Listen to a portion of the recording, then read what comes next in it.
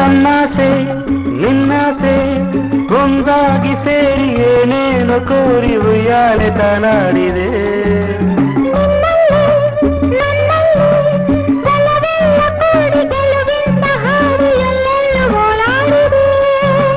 ದಾಹವೋ ಮೋಹವೋ ಹೂಬಳ್ಳಿಯೊಂದು ಮರಸುತ್ತಿ ಬಂದು ತಾನೀಡೆ ಆಲಿಂಗನ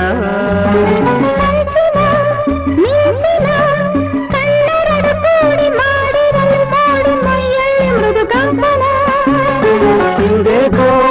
ನಮ್ಮಲ್ಲಿ ಇಂತಹ ತಲ್ಲಣ